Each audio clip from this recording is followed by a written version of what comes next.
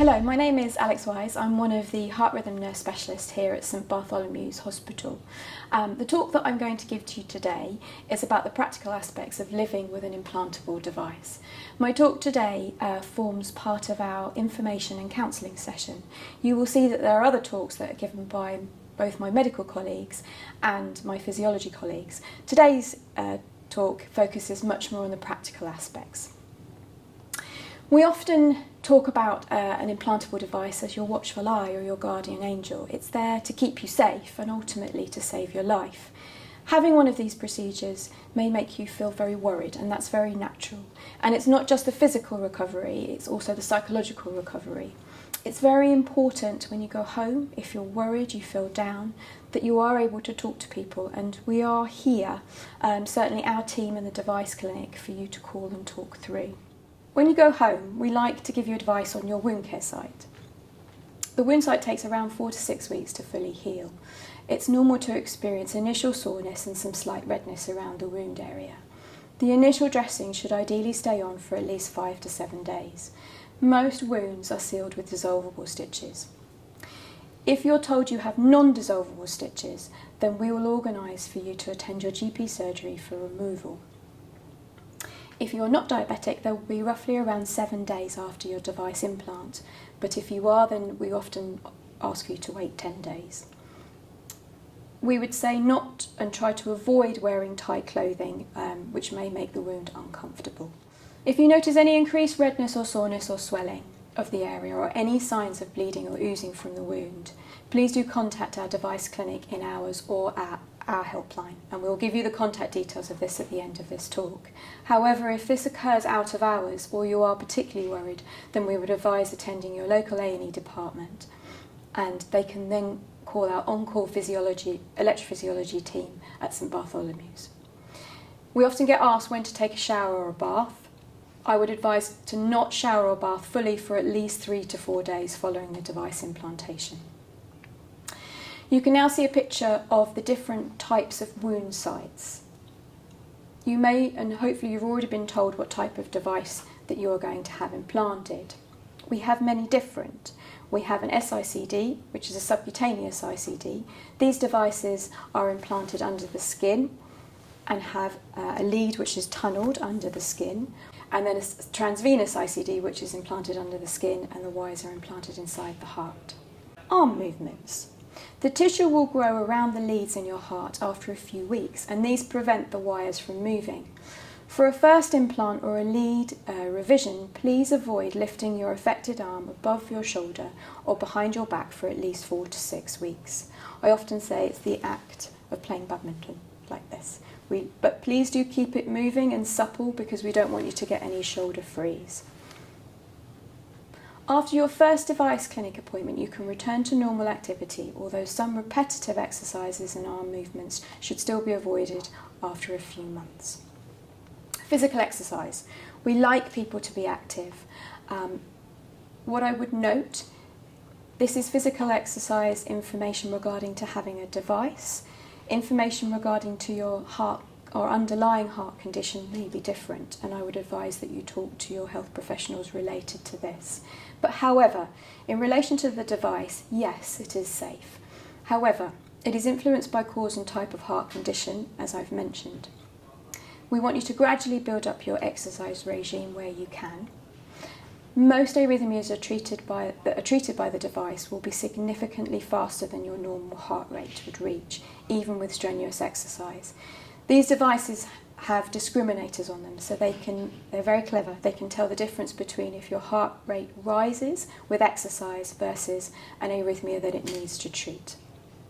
However, if you're concerned around the safe level of exercise, you can ask whether an exercise test would be a helpful way to gain some reassurance. We recommend avoiding any strenuous sports or activities up to 2 to 3 months. Some lead problems can arise with direct consequences of doing highly repetitive, vigorous shoulder movements such as weightlifting or golf swinging. Avoid contact sports to protect the device and the leads. Skiing. We always recommend skiing with another person, and it's not recommended to ski off-piste. Golf. Avoid this for at least 3 months to allow the device and the leads to settle. Swimming. This can be undertaken once your implant wound is fully healed, so around about 6 weeks, and certainly after your first device check. We suggest you do not swim alone in a private pool or in open water without lifeguards. Swimming strokes such as front crawl and butterfly may be uncomfortable and should be avoided up to 2 to 3 months. At present, we don't recommend scuba diving. Water sports can be undertaken only if accompanied at all times and at least with one person. What we would also say is that skin-to-skin contact with a partner, a friend or a relative, if you do get a shock, does not harm or hurt them. Many people ask us about sexual intercourse, which is very safe with a device. Another question people ask is about equipment that may affect your device. Most household electrical equipment, such as ordinary radios, fridges, cookers, remote controls, televisions, electric razors, computers, and microwaves are safe and will not interfere with your device as long as they are in good working order. However, if you feel dizzy or experience palpitations whilst using an electrical appliance, move away and please phone the device clinic. Electromagnetic interference will not damage your device, but it may temporarily interfere with its settings during the time you are in contact with it. Appliances such as conduction hobs, big hi-fi speakers use strong magnets. Please avoid getting too close to these appliances. DIY. You can safely use equipment such as electric drills as long as they are in good working order. You should keep them away from the ICD site. Electric ignition systems. It is recommended that you should not lean over the alternator in a car whilst the engine is running, otherwise it is safe to work as a mechanic. And you should avoid arc welding. Mobile phones.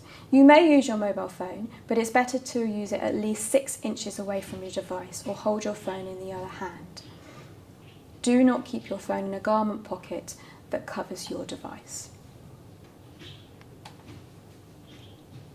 Most equipment that we use in hospitals will not cause any problems to your device, and therefore it is safe to have X-rays, CT scans and mammograms.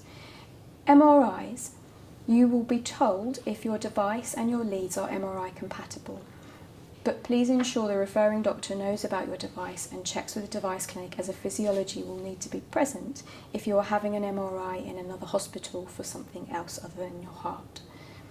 Avoid electrical nerve and muscle stimulators like TENS units. These can or may cause interference. And operations, for anything else in life, you must tell your surgeon and anaesthetist that you have an ICD. It may be necessary to temporarily deactivate the tachyarrhythmia function or shocks of your device. This will prevent unnecessary shocks, especially with diathermy, which is high frequency electrical currents, as this can be sensed by the ICD. Magnets. Please avoid placing any form of magnets over your device. They can affect or deactivate the function of the device while they are directly over it. If you take it away, then it is safe. Shop doorways. There's a small risk of your ICD. We therefore ask you to walk through a shop security system at a normal pace and do not wait around in the area. The same applies if you are attending an event such as a music concert with a similar security system. Travel. We want you to be able to go abroad and travel.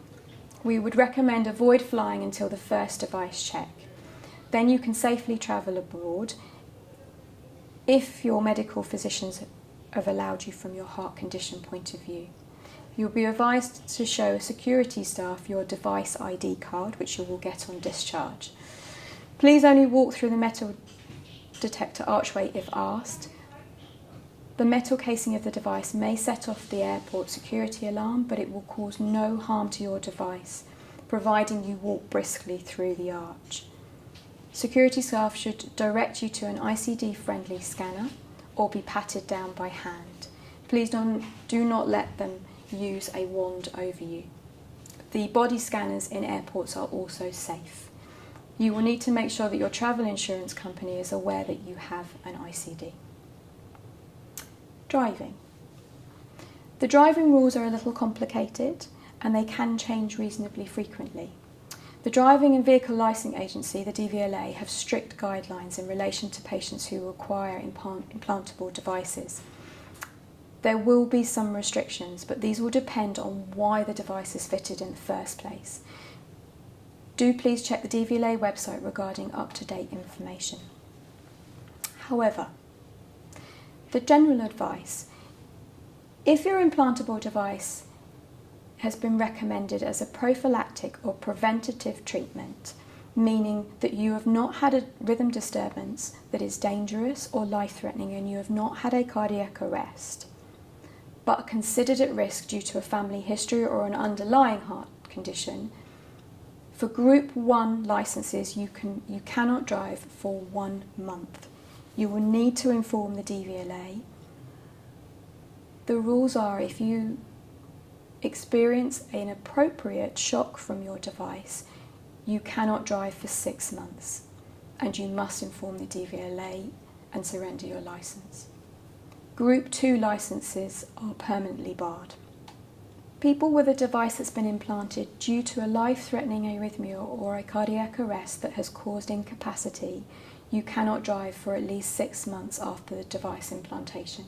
You will need to inform the DVLA, and you cannot drive for 6 months after an appropriate shock.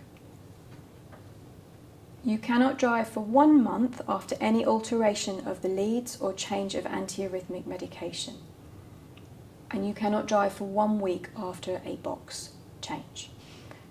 We recommend you inform your insurance company, and if in doubt at your device clinic appointment, please ask about driving. We had a lot of feedback from patients about what to do and how to fill out the DVLA forms, and we thought that this would be quite helpful for you.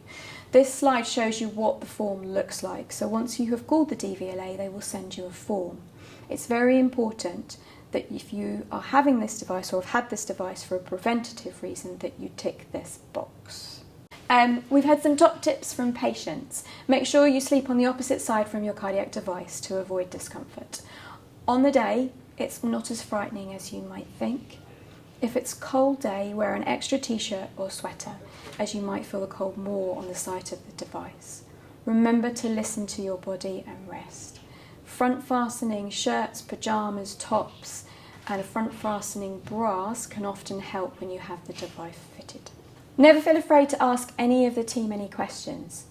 The procedure itself may take a little bit longer than you think, but that can be normal, so do not panic.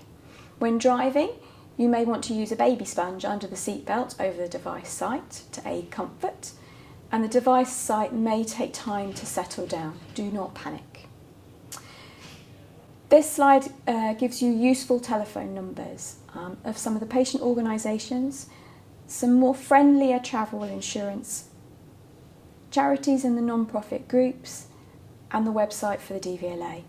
And the final slide today gives you the contact details of everybody here, which will include the device clinic and our team for your support. Many thanks for listening, and if you do have any further questions, please do contact us.